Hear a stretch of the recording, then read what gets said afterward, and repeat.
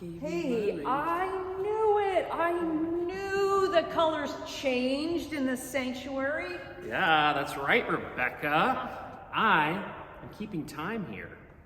Keeping time? This is a cloth, not a clock. Well, yeah, but when we change the colors in the sanctuary, we're keeping time. The colors help us mark the seasons and holy days of the Christian year.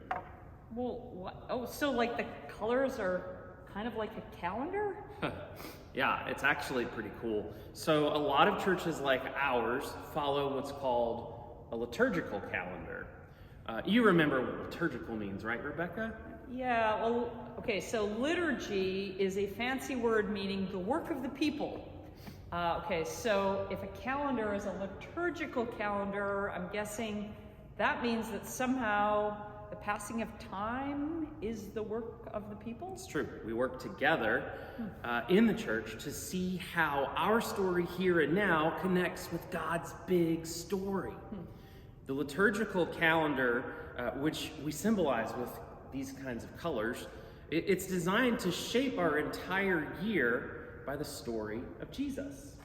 Oh, like Christmas and Easter. Oh, so yeah. We focus on the birth of Jesus at Christmas, and at Easter we focus on the death and the resurrection of Jesus. That's right. So those are really the biggest holy days.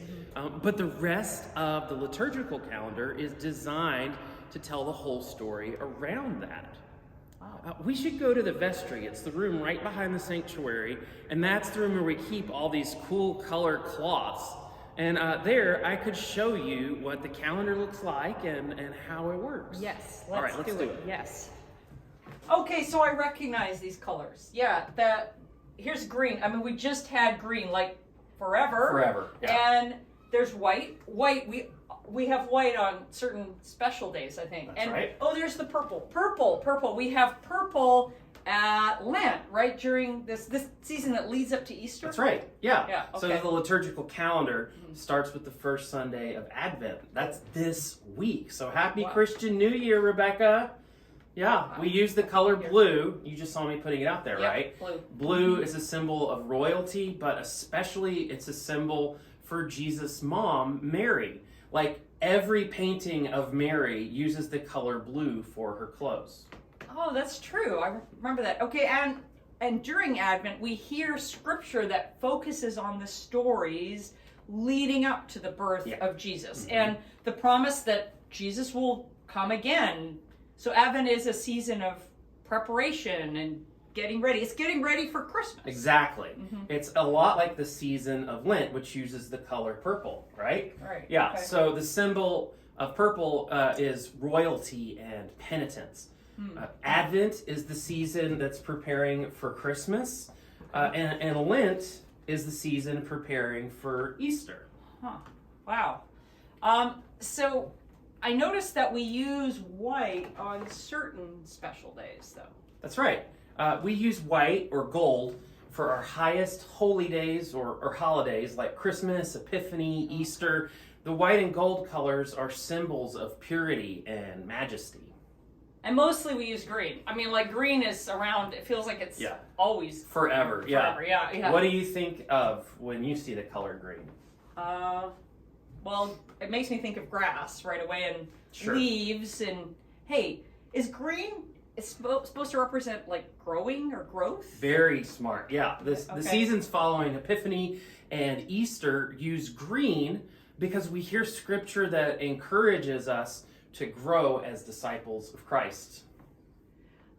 How do you guys even keep track of all this? Well, most churches keep some kind of liturgical calendar around so they remember when to put up the different colors. Okay. I actually design calendars like these every year that people can put in their church or office or home. Oh, yeah, right. I think that this is actually like amazingly cool. Like, look at this. This is this art up here, and then it's description of seasons, holy days, and then an explanation of what the colors mean. Wow, that's really cool. Yeah. Really. Well, one of my jobs is drawing comics about church history, and once a year I create these calendars that usually use some of my characters And sometimes it's funny, like this one is joking around with the Muppets Christmas Carol, but sometimes they're more serious. Like this one shows a grandmother in Ukraine baking for her family in the midst of a war-torn home as we're thinking about Lent and Easter. Wow. Something that's really amazing about art is that it gets people talking and asking questions and thinking about things. Right, which is what the liturgical calendar is supposed to do.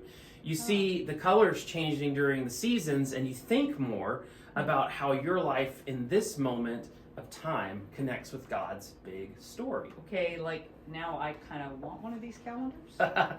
Well, you're in luck because I've got a bunch of them for sale right now.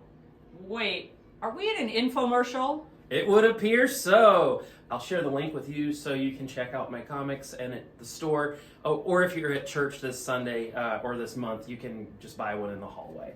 Well, awesome. These are actually really great.